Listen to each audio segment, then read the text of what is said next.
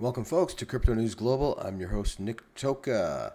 On today's show, checkpoint. Prague central bank wants Bitcoin, and Lummis freaks out. Also, analysts say Bitcoin long-term holders are 70% done offloading the crypto. They outline the BTC path to 175,000. And our feature story of the day, Bitcoin, XRP, and Doge fall fast as Trump tariffs confirmed earlier today. And we're going to go over those tariffs as well. And in our Ask AI segment, we're going to compare Chat GPT versus Grok in creating an amazing image of a surreal artscape. We're going to use a very descriptive prompt, and I will give you the prompt and we will see the results and compare the two. All this and so much more on today's show.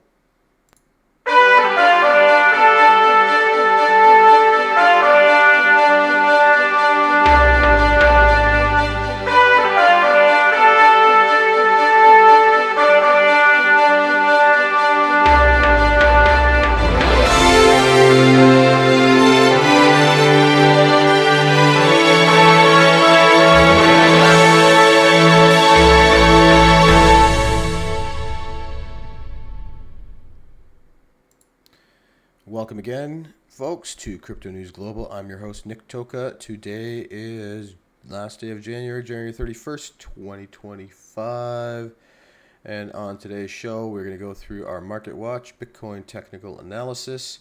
And we can't avoid the big story of the day. Trump and the press secretary confirm that tariffs, 25% tariffs on Canada, Mexico, and 10% tariffs on China take effect tomorrow. So we've got a story later on the day about how Bitcoin, XRP, and Doge fall fast after these tariffs are confirmed.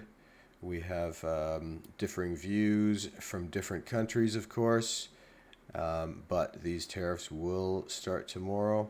And Trump suggest that it is not a negotiating tactic, and the tariffs are going in effect because China is sending fentanyl to both of these countries, Canada and Mexico, and then the fentanyl is getting snuck across the north and the south border and killing tens of millions of Americans, this fentanyl drug. So, and certainly the tariff also applies, I'm sure, for Mexico with millions of illegal crossings, illegal citizens going into the States. I do understand on the Canadian border it was 1,000, and I'm not sure if that was over 4 years or 1 year. It is happening, but obviously to a lesser extent. But Trump is focusing on the angle of this fentanyl issue. So let's see what happens to the biddy and the crypto market. So let's flip right into our technical analysis and see what's going on live as we speak here. We've got Bitcoin down almost 2% to 102,700. Ethereum up, strangely enough, 1.85%. Solana down 1.5% to 233. XRP down 1.5% to $3.06. Doge pretty much sitting even at 33 cents a share, and SHIB down up 2.5% as we speak. Our crypto bubbles for today, we've got same coin that was up yesterday is down today. Go figure. Fartcoin down 15%. Pepe up 9%. Floki 9%. S, I haven't seen that before. I'm not sure what that one is. Up 9% as well. About a 50-50 mix right now, maybe leaning on the side of maybe 60-40 in the green. Zooming out to the weekly, we've got XCN at almost 40%, Jasmy 18%, Move 16%, all on the plus side. Jupe 23%, OM up 50%, Hype Hype up 21%. Tau up 24%. And then on the opposite side, Baby Pengu down 30. Fartcoin down 25. Again, it's about I would say in the weekly, we have maybe a little more in the red than the green. And let's zoom out to the monthly. We still see that XCN is up 1,300%, outdoing everything else by far. We've got Ray up 40%, Dexy up 42%, KCS up 34%. The Baby Pengu's way down for the month, 61%. XRP and XMR up very nicely, 26 and 23% respectively. Litecoin up 20%. Bit of a mixed bag for the month. It's been a little bit up and down, a little turmoil with the new presidency. So let's see how this plays out, especially with the tariffs. Into our crypto market cap, the total market cap for Bitcoin as we speak is $2,333,000,000,000. Ethereum up just under 400 billion. XRP sitting steady, down about 2 billion from yesterday at 176 billion. Tether number 4 at 140 billion. Solana at 113 billion. Binance Coin BNB 97 billion. USDC 53 billion. Doge 48 and 49 billion make it. Cardano number 9 at 33.5 billion, and Tron to wrap up the top 10 at $22 billion market cap. The total market cap for crypto right now is 3.46 trillion, with Bitcoin dominant at 58.72%. Ethereum steady at 11.54%. Actually up, it made it into the tens for the first time a couple days ago. So maybe up 0.5%. XRP pretty steady, 5.1%. Solana again steady, 3.27%. Our crypto fear and greed index right now, we are at a 68 in greed, down. Yesterday was a 76 in greed, and last week was a 75 in greed. So I do expect with the greed index here going down, I wouldn't be surprised to see a bit of a pump. I'll be curious to find out what happens when these tariffs actually take place starting tomorrow. Will this go into, fear? And typically when it does, then we're going to expect a big pump the other way, and vice versa. When we get to extreme greed, people start taking their money out, and then it goes back into greed or fear. Into our Bitcoin halving, we have approximately 1,287 days until the next Bitcoin halving in 2028, and there are 168,300 even coins to mine until 2028, the next halving, and 1,182,188 coins left to mine in total until the year 2140. So that leaves us with 19,817 Bitcoins in circulation. Let's not forget about the lost coins. We have Satoshi, the founder of Bitcoin, and of course they've disappeared. They have kept over 1 million coins for themselves, so there we go, already down to 20 million. And I know Max Kaiser said he lost 1 million Bitcoin.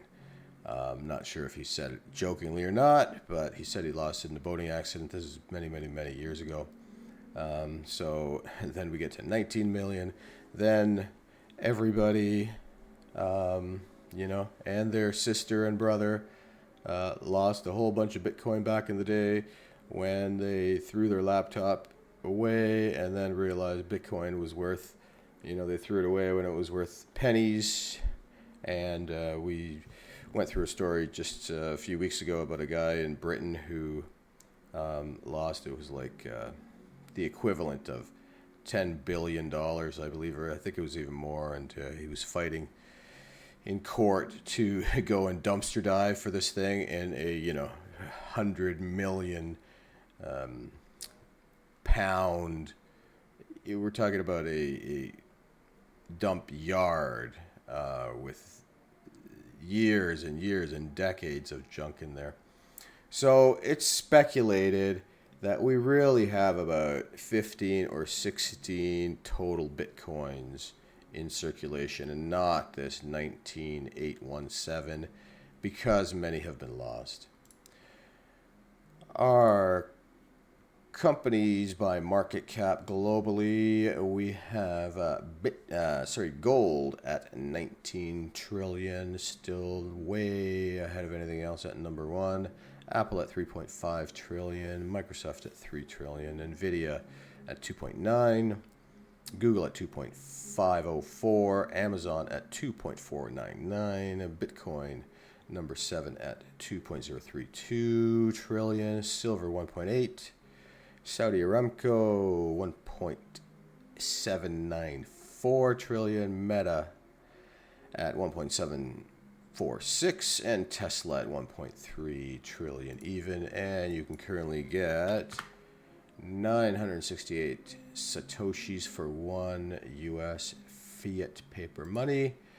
And getting into our US debt clock, we see it is up almost exactly 4 billion from yesterday, currently at 36,422,453,000,000. That equals to $107,069 per US citizen.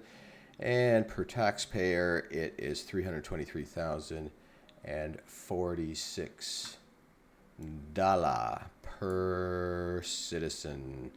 Lot of moolah per citizen owing there if the debt had to be paid out.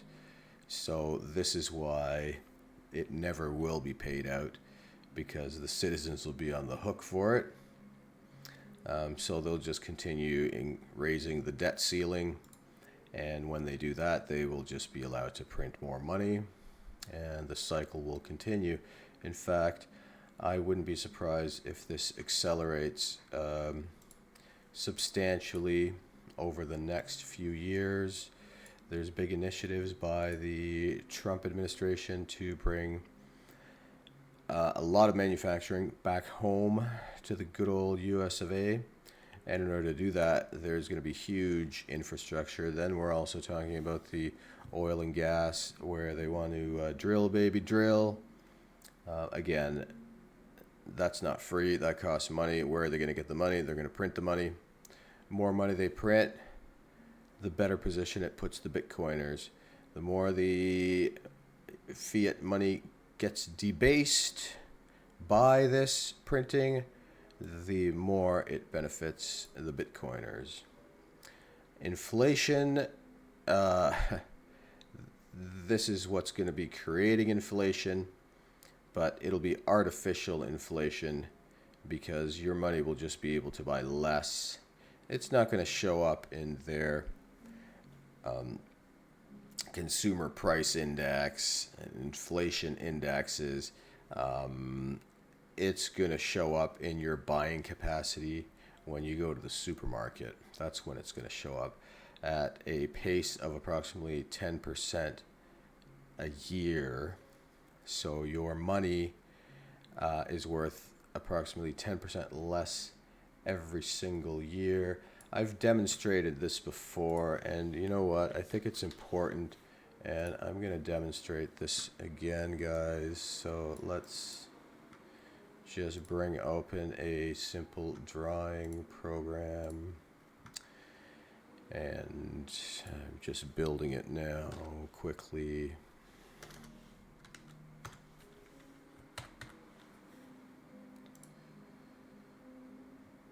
Building. All I'm really doing here is I'm using a program called paint.net. I like it. It's effectively a free Photoshop. So The good free ones out there are GIMP and, GIMP with the funny name, and Paint.net, which I like. I find that it's the simplest and the closest to Photoshop. There's not as many bells and whistles, and of course Photoshop now also includes AI tools. It doesn't have any of this stuff, but if you want to create layers and if you want to build basic images or image manipulation, everything you need is here. I'm gonna delete the base layer. We don't need it. Okay, so create another layer on top. We are going to, instead of the black color, we are going to use white. And what we're going to do is we're going to demonstrate how money debasing works. Okay, so let's say that 10 years ago, this was the total money supply. All right, I've done this before, and I don't know if anybody caught it or many people caught it, but there's the total money supply. All right, now your slice of the total money supply, we'll call it a little sliver like that. All right, so now let's explain money debasement. Okay, so you've got your little sliver of money here, the vertical line, and this is the total money supply of your country, right? What happens is, so we'll say this is 10 years ago, okay? Every year, we'll say this is 9 years ago, this is 8 years ago, 7 years ago, and just for purpose of time constraints here, let's call this now 10 years have passed. All right, so we see the total money supply now is much greater. However, your little sliver has not changed at all. If you started with $1,000 and you had it stuffed under your bed, and 10 years later the money supply has grown this much, what happened to your little sliver? Remember, the money supply when you first started was this much. You had, a fair amount of the total money supply. 10 years later, your little sliver got a lot skinnier, didn't it? So every year, effectively, depending on your country, you're losing about 10% due to money debasement, due to more money being printed. As the years go by, so your $1,000 that you might have had 10 years ago is now only worth $100 because the money supply is so much bigger. So your little sliver of money keeps shrinking and shrinking and shrinking. And if we extend this out over 20, 30, 40 years, your little sliver is going to keep getting smaller and smaller and smaller and smaller, and there's what can you really do about it? So if we zoom this out into a 30-year, right, so your little sliver now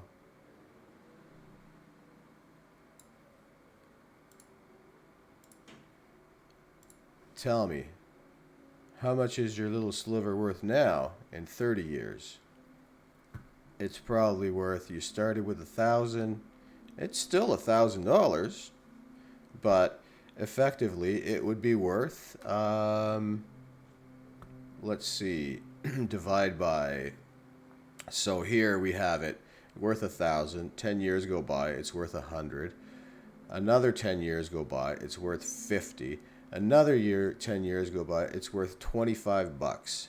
So your $1,000, due to the irresponsible money printing and fiscal policies that every country in the world follows now, If they just need more money, they just print more money.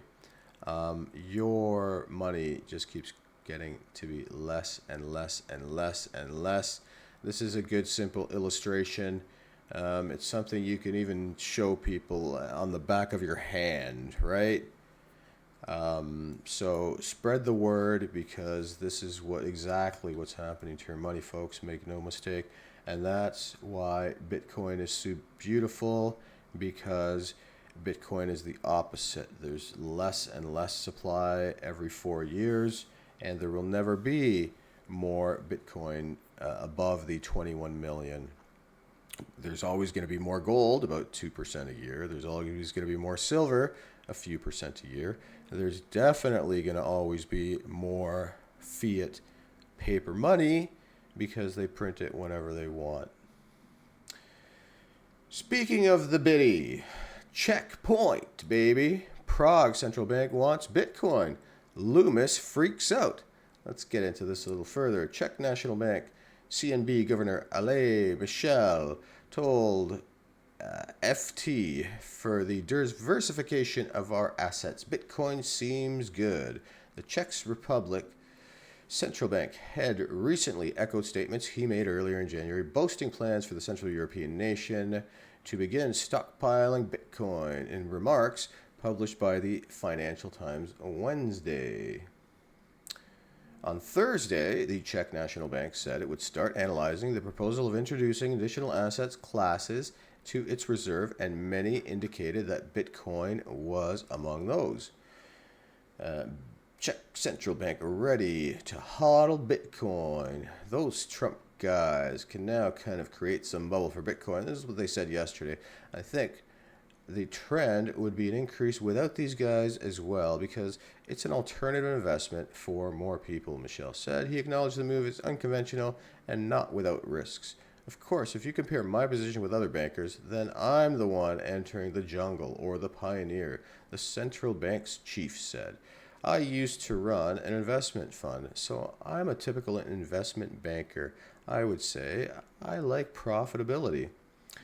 But he iterated that the point of adding Bitcoin is not to go whole hog, the way El Salvador's President Nayib Bukele has, for example. Instead, the move would be a modest one to diversify the Czech bank's holding. It's possible to have a big range of outcomes, that Bitcoin will have a value of 0 or an absolute fantastic value, but I'm saying that my goal is to diversify the portfolio, so if Bitcoin is good, then let's have it. Speaking to a CNN International affiliate earlier this month, Michel mentioned the bank was looking into acquiring a few Bitcoin. Yeah, but that's billions of dollars of Bitcoin they're talking.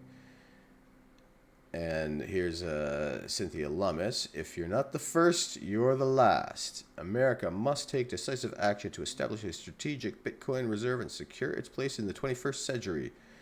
Yeah, I agree with that, because it's the first mover's advantage.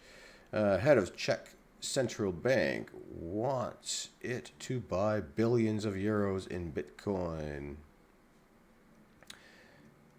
The Financial Times noted that the U.S. Central Bank has no plans to acquire Bitcoin. In December, Federal Reserve Chair Jerome Powell said, "We are not looking for a law change at the Fed, but several U.S. policymakers in Congress, and the new White House administration are planning a strategic digital asset stockpile, perhaps under the authority of the U.S. Treasury." That includes Cynthia Lummis, who said on a Wednesday in a post on X, "If you're not the first, you are the last. America must take decisive action to establish a strategic Bitcoin reserve and secure its place in the 21st century." Bang on. And yes, if you're not the first, you are the last.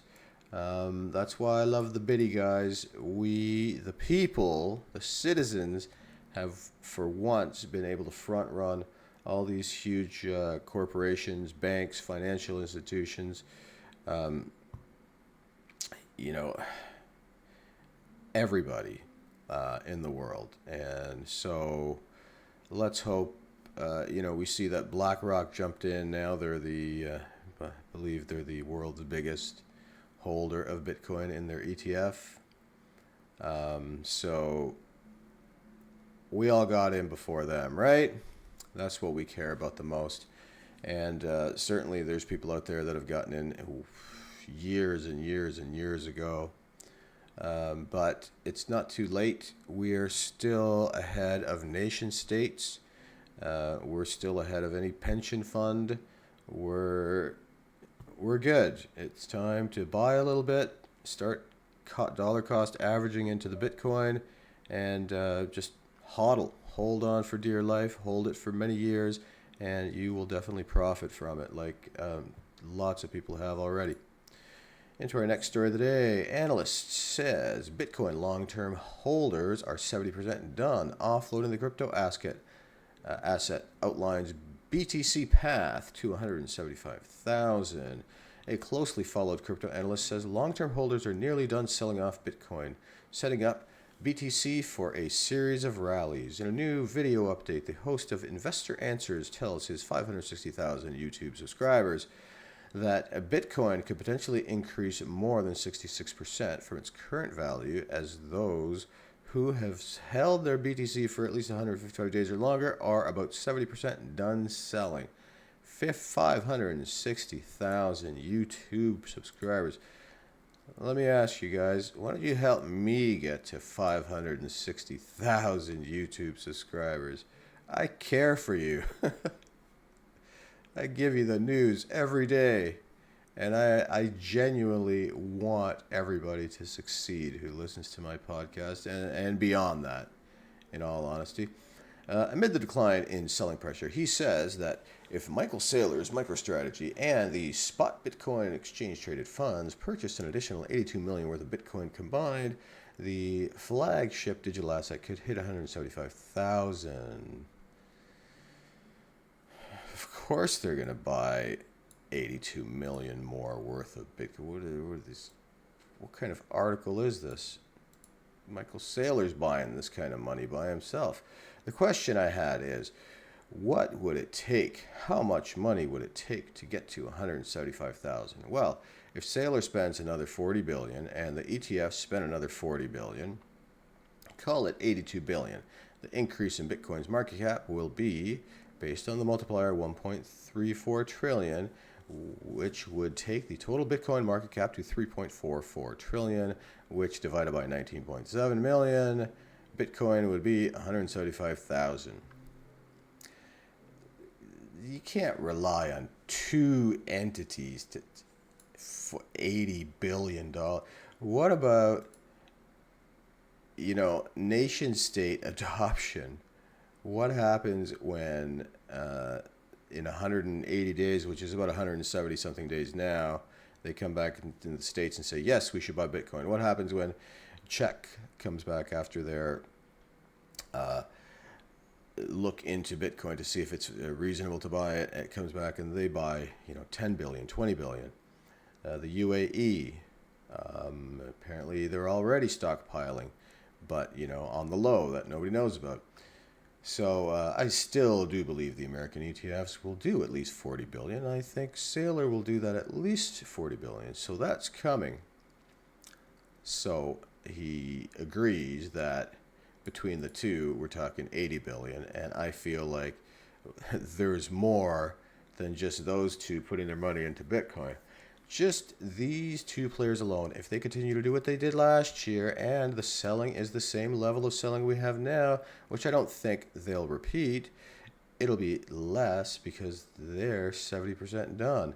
I think it's theoretically possible to get to 175,000. Bitcoin is trading for 105 at the time of writing. Yeah, I think 175 is very easy. That's only a 2x from here, and we haven't even gone through the first of what I expect to be two parabolic bull runs over this real probably in the next 9 months. Now, our feature story of the day, folks. Bitcoin, XRP, and Dogecoin fall fast as Trump tariffs confirmed. Yeah, we talked about it a little before. Let's hear what the article has to say. The Price of Bitcoin dove Friday after President Trump's team confirmed that tariffs on China, Mexico, and Canada are imminent. The price of Bitcoin dove under 101,600 Friday after President Donald Trump's administration confirmed that the tariffs on China, Mexico, and Canada are imminent. In fact, starting tomorrow, the plunge has pushed Bitcoin down by nearly 3% over the past day at current price of 102,000. During a press conference, White House Press Secretary Caroline Leavitt, who I really like, she speaks with passion and transparency. She seems really good. She said that the president will soon implement 25% tariffs on Mexico and Canada, while China will face a 10% tariffs. The taxes on imported goods will take effect when the tariffs are fully unveiled Saturday, she said. Now, to get this straight, this is a 25% tariff on top of any currently already in place tariffs. So it's not like they're going to take away, if there was a 5 or 10% tariff, they're not going to take that away and instead make it 25. No, this is going to be like the existing 10% plus another 25%. Analysts have said that tariffs could put pressure on Bitcoin's price in an indirect way, contributing to the US dollar's strength over the short term. The Federal Reserve is meanwhile monitoring how potential shifts in immigration and trade policy could impact its inflation outlook.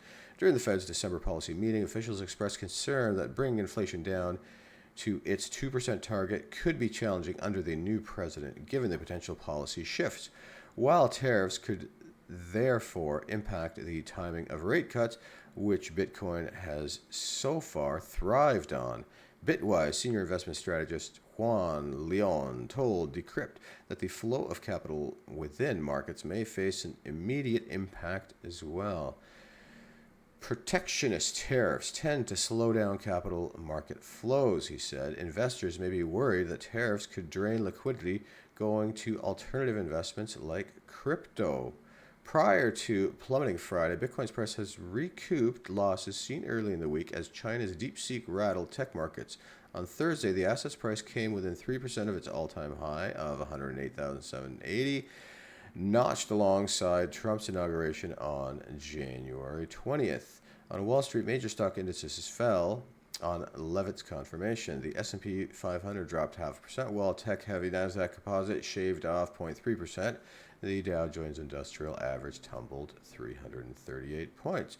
At the start of this month, Bitcoin's price swelled above 100,000 for the first time in weeks after the Washington Post reported that Trump administration was mulling a pared-back tariff plan. Trump pushed back against the Post report, but the U.S. dollar still weakened.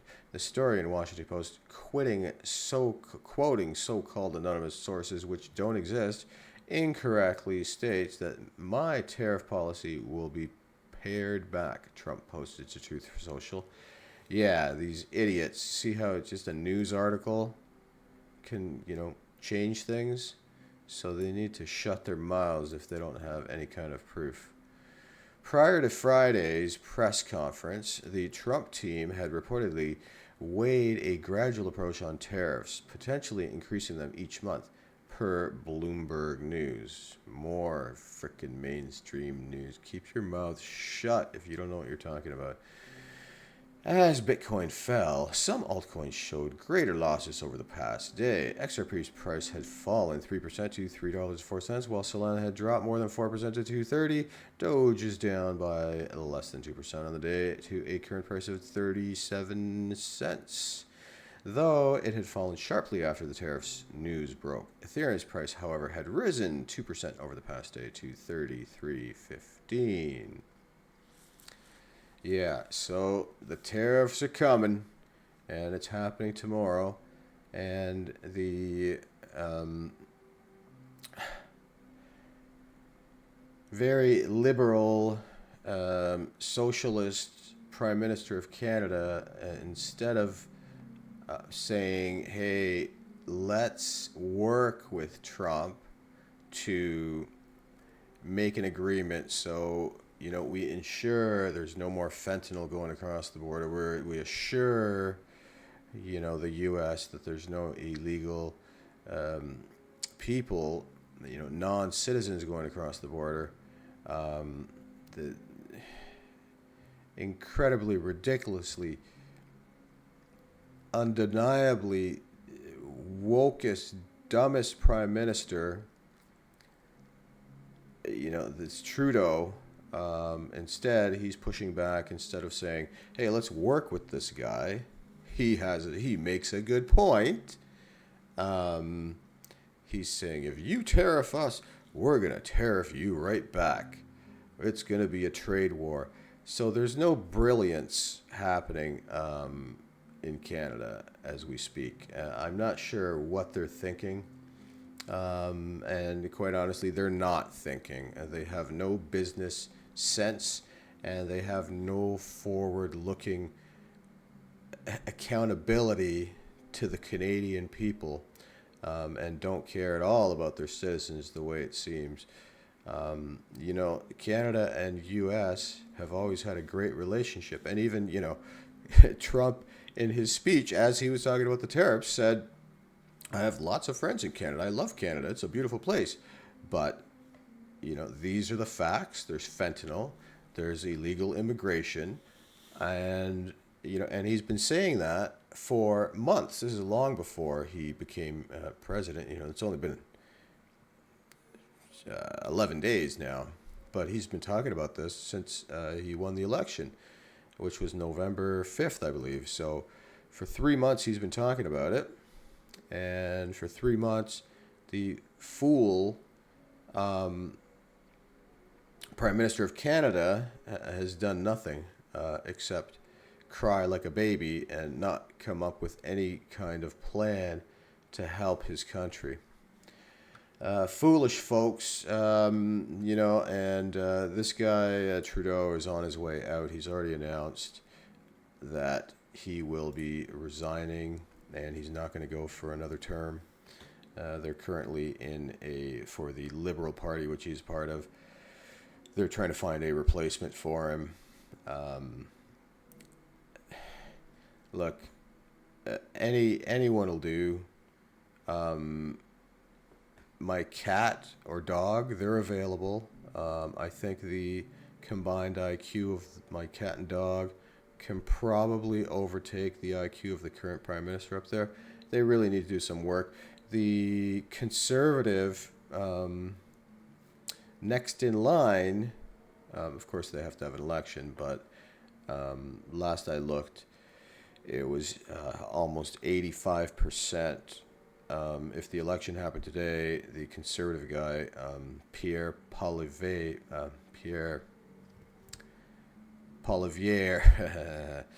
French name guy, Pierre Poilievre. He's very good. He's very on par with Trump's ideas. He's very much into meritocracy and enough with this DEI stuff. In fact, I really like what he says. He says, I just want people to forget the DEI. Just leave everybody alone. Let them do whatever they want, which is perfect because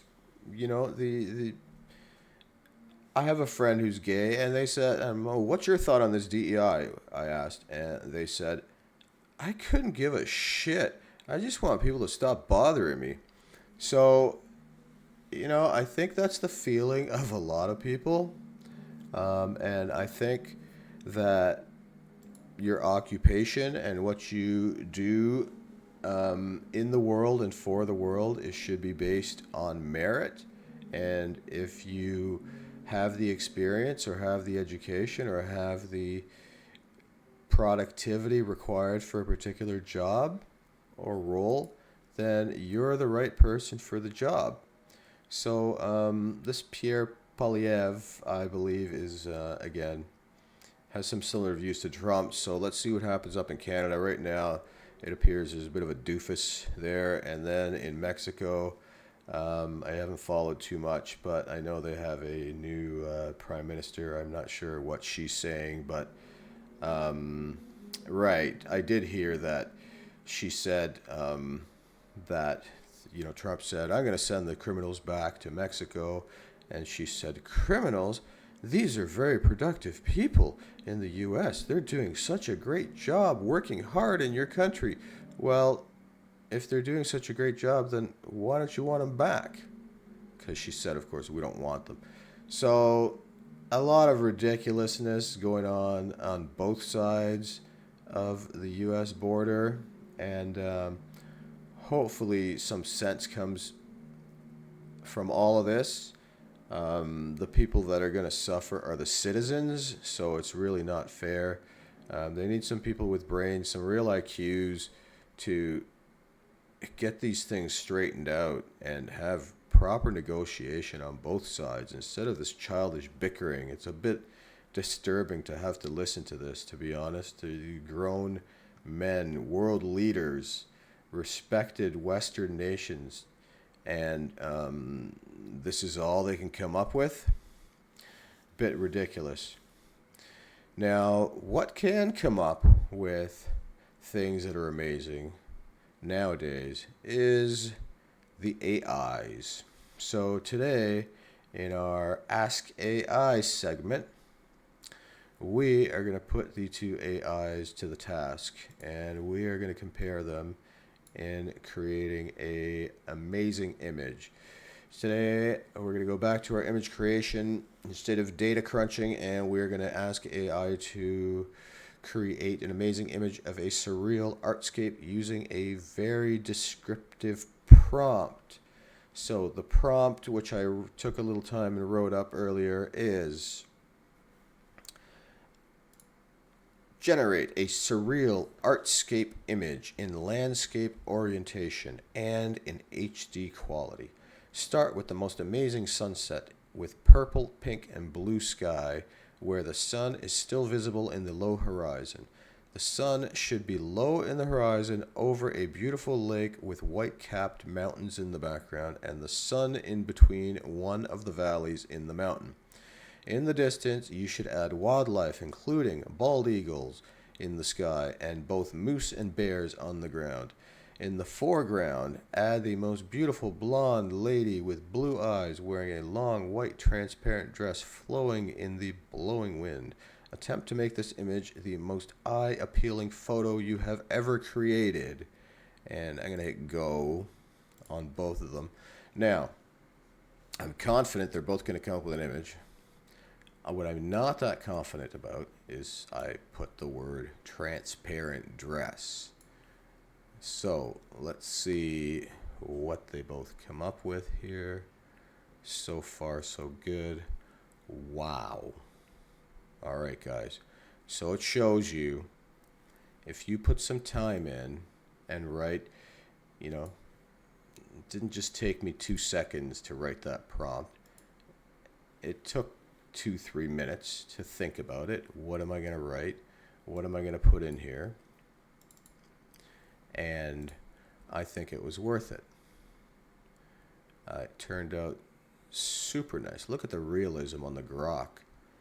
That's kind of crazy, actually. I thought it was going to come out looking like crap, but it turned out, at least one of the four, turned out really nice. And let's bring it up in a bit of a bigger setup here. Let's go with the Grok images so we can get a very good look at this. So we've got Grok.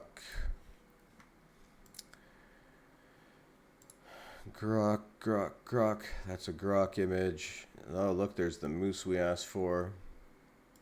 Bald eagle. Can't tell if that's a bear or a moose, but it's definitely trying to put some of this stuff in the background. Oh, gorgeous. Look. Very, very cool. I don't know about the animals back here. It looks like a camel is fighting with, I don't know, or this moose is up the other moose's butt. It's hard to tell, but it did a great job with the birds. And whatever this is, maybe it's another moose over here. And there we have the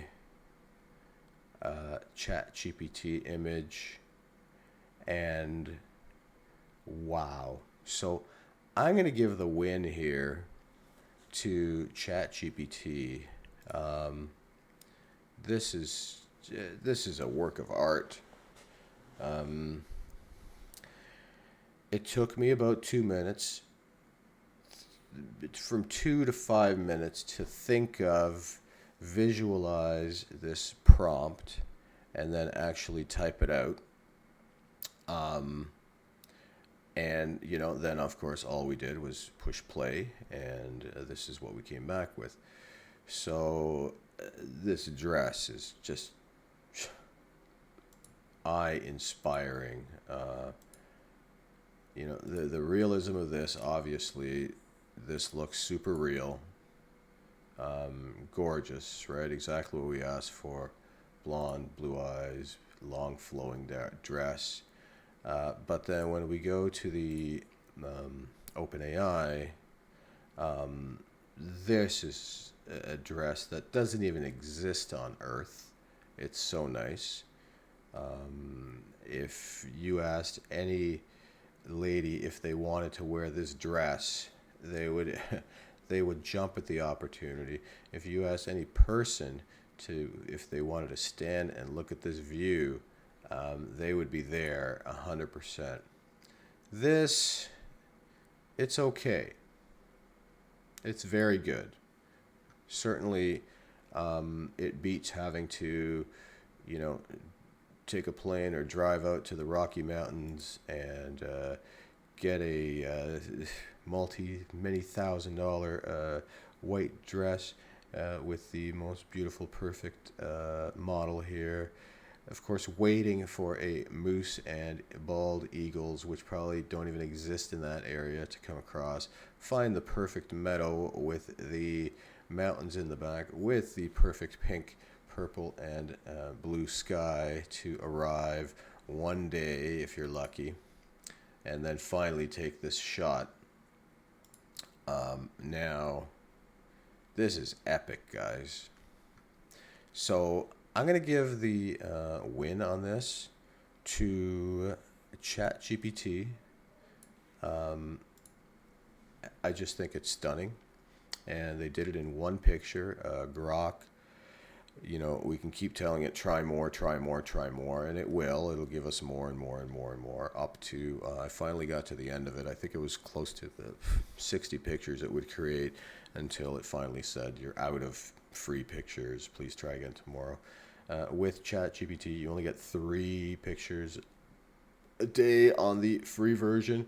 So when you create a prompt, make sure you don't mess around. Make it a good prompt. Copy it so you've got it for future, in case you want to make some changes to it. And that way, every day you can get 3 images, and maybe in a few days or in a week, you can get it perfect, exactly the way you want it. Because I took a little extra time, and again, we're talking 2 minutes, 5 minutes, to think about what I wanted it to create and articulate exactly what I wanted, very carefully and slowly. We've got on the first shot, first try, it came out pretty much exactly what I was envisioning in my mind when I was thinking about creating this thing. So do definitely take the time to write a good prompt. The prompt we used is going to be in the show notes, so feel free to try and create it on your own. You should be able to, and then you can make some changes to that. But what I'd suggest even more is forget about the prompt that I wrote. Of course, use it, check it out, test it, but read it and learn from that how to make your own prompt, how to make something that appeals to you. So a key thing in there is the aspect ratio. So the first sentence, generate a surreal artscape image in landscape orientation and in HD quality. That's key. If you want, an up and down, you would say in portrait orientation and in HD quality. And then that way, you're going to get a, 16 by 9 style aspect ratio, like a widescreen or a vertical portrait style. The rest is just, simple sentences.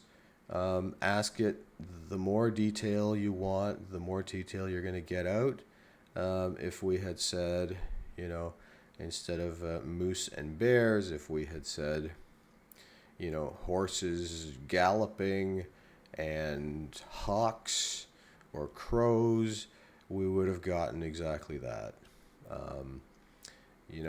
I was specific when I said the sun should be in a low spot in the horizon over the beautiful lake with white-capped mountains in the background, and the sun should be in between one of the valleys. And that's exactly what ended up happening. The sun was definitely in between one of these valleys here. Here's the snow-capped mountains. Here's the lake. Here's the sun in between the valleys. Here's the eagles. Here's the would appear to be bears or moose. That part, maybe they didn't get great, but it's so far in the distance that you can't really tell exactly that they're poorly done. But again, use my prompt, add your own text, change it up. Once you're comfortable in taking this kind of prompt and making your own picks, then start from scratch. Do it all yourself, all from the beginning. I'd love to see what you guys come up with. Certainly, please leave me some comments. If you are able to add some images in the comments, by all means do so. It would be very cool to see some progress if you guys made it. This show, of course, is always about money. And even these photos, guys, make no mistake, it's all about the AI, and the AI is all about saving time and saving money. And remember that money is abundant and money is everywhere. It's time that's scarce. So use your time wisely. Spend less money than you earn. If you suddenly make more money, save more money. Don't start spending more money. And start saving today. The younger you are, the better. Start saving in your 20s, and you can retire when you're 40 in your prime and still be able to do physically the things you want to do when you envision your retirement. And if you've got a great idea, start that idea today. Don't wait around saying, oh, tomorrow. Start today, and things will slowly come together for you. If you found this stream enjoyable, please share, like, comment, and subscribe. And we will see you on the next stream, folks. Thanks.